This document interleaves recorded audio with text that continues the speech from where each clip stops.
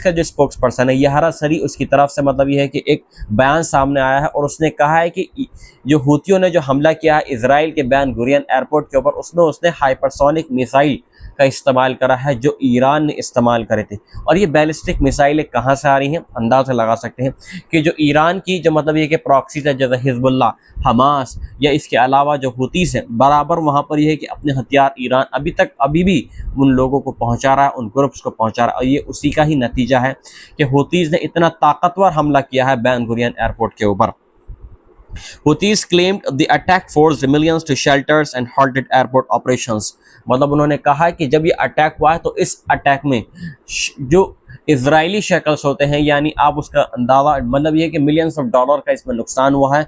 और जो Ben Gurion का जो ऑपरेटिंग सिस्टम था, जो मतलब ये कि जो बेन गुरियन एयरपोर्ट चालू था, उसको भी बहुत ज़्यादा यहाँ पर नुकसान पहुंचा है। और 24 घंटे के लिए बेन गुरियन एयरपोर्ट का जो ऑपरेशनल सेवाएं थी उसको बिल्कुल सस्पेंड कर दिया गया है। Israel said the missile was intercepted before impact. जबकि यहाँ पर इजराइल यहाँ पर ये बोल रहा है कि जो मतलब हूतियों ने जो मिसाइल मारी है बेन गुरियन एयरपोर्ट के ऊपर उसको इंटरसेप्टेड कर लिया गया है। लेकिन अभी तक जो इजराइल की मीडिया है उसने पूरी तरीके से इस चीज़ की मतलब ये है कि क्लेम नहीं करा है कि उसको इंटरसेप्टेड कर लिया गया है, ना ही मतलब ये है कि ऑफिशियली तौर पर उसको गवर्नमेंट के बिहाफ ऑफ द गवर्नमेंट उसको बताया गया है कि मिसाइल को इंटरसेप्टेड कर लिया गया है। जबकि जो मिडल ईस्ट की और जो न्यूज़ चैनल्स हैं उनकी तरफ से ये क्लेम किया गया है कि मतलब ये कि डायरेक्ट अटैक हुआ है ये बेन गुरियन एयरपोर्ट के ऊपर। This was the third missile attack from Yemen in 24 hours. मतलब यमन की तरफ से ये अभी 24 घंटे में तीसरा सबसे बड़ा हमला हुआ है इजराइल के अंदर। Israeli reported no casualties or damage. Houthis say attacks are retaliation for Israel's war on Gaza.